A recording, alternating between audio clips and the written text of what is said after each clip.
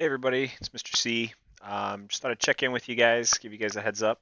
We are now on CLP number 11. Heads up, if you have done 10 assignments up to this point, basically you have to have 10 assignments in order to kind of finish the class. If you haven't heard that by now, you didn't hear that from me, but you have to have 10 assignments in order to finish and basically complete the class to move on to the next level. So I want to walk you guys through some of this new stuff. So what I've kind of came up with a couple other teachers within the district, including Miss M, is basically we've kind of found that we're stuck in Fusion. We only use Fusion for CAD, and maybe when you guys go into the engineering field, you're going to need different kinds of software. You might be using different types of software. So we also want to give those who are having trouble with Fusion the opportunity to kind of either redo or do these assignments in order to kind of get credit. So this software, I keep saying this software is called Onshape. Onshape is a completely browser-based CAD software. You can even do it on your phone. I'm not going to show you how, but it's literally a free app you download onto your phone and you can use it to draw, animate, assemble, do everything, which is what we're going to do with these next, basically, to the end at this point. So I want to show you guys basically what this thing's about, how to even get into it, and then basically you're going to be watching these videos. So part one right here you're going to see is the first one you're going to watch. Kind of goes over the first this plate. It's called a spacer plate. One of the other teachers has made it. So basically, watch that first video. Watch part two. That'll show you how to build those two. Then using basically another source that we have. This guy's already walked through how to use Onshape. He's like an Onshape kind of pro. Um, so this is another example. It says spacer plate is number one, connecting rod is number two. This is another video that walks you through how to do that. So these two are the teacher. This one is by this guy, the expert, so to speak, for the spacer plate, and this is by the expert. From here on out, we'll be using the experts, but just to kind of dive in to go a little bit slower, I'm going to use these two teacher videos to kind of show you guys what's what because she's already done the work. So if we start all over, basically creating an account and doing all that kind of stuff, let's start with that. So you'll see down here, educational plan. If you click on that, it'll ask you some basic information. The key here is that for your email address, you use your student email address, the one that was issued by the district, your aaps.k12.mi.us one. Make sure you use that here. You'll get a confirmation, basically email sent there, and that's pretty much it. You sign up for Onshape, create an educational account, and then when you come back here, it'll actually ask you to sign in. But from here on out, after you create your account for the first time, you'll just go into this sign in. And the sign in basically brings it in kind of like Fusion, brings you into this little sign in thing. You press sign in, and boom, you're into basically everything that you need to start this. So only allows public data. Yeah, we don't have to worry about any of that kind of stuff.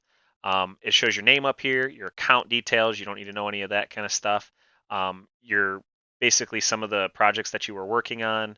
But basically from here, you start out by create, you go to document, you title your document. And like I said, the very first one, I want to be clear here, is called the spacer plate. So I'm going to go spacer plate, create public document, and it goes into the workspace. Now, just like Fusion, it's pretty similar. The toolbar will come up here and show you basically what everything is. If you hover over an icon, just like in Fusion, you'll see what that specific thing does. I'll even click like more if you want.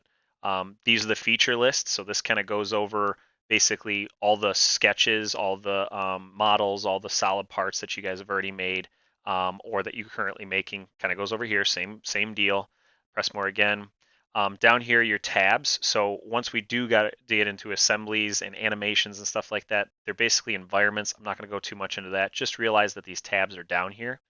If I click more one more time, view cube, you'll see the exact same kind of thing that we've been using consistently, and that's pretty much it. So from here, you can learn all this stuff, but you can use these sources whatever you want to use.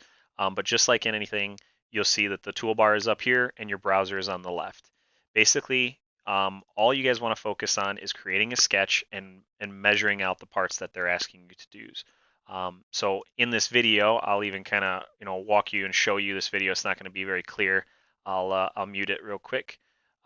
but basically you're going to watch this video. It'll show you within this video, she's going to walk you through everything that I kind of just did, but just in a little different way. And all you're going to do is create this spacer. So she kind of walks you through how to set everything up, what the sketch is going to look like. And then towards the end, she even gives you the measurements that you're using, 500 by 300. She walks you through what the spacer is, where to make all the measurements, just like I would with the Fusion videos. It helps a lot. She kind of gets cut off and then finishes the video with this part 2. If you need a more detailed version, again, this is the expert, so to speak, and this is your drawing file. You can draw it on your own terms, the own way that you want. Doesn't really matter, as long as you get the plate done. When you're done with the plate, just like any other time, you take a screenshot of it, and when you get done with the connecting rod, you take a screenshot of it.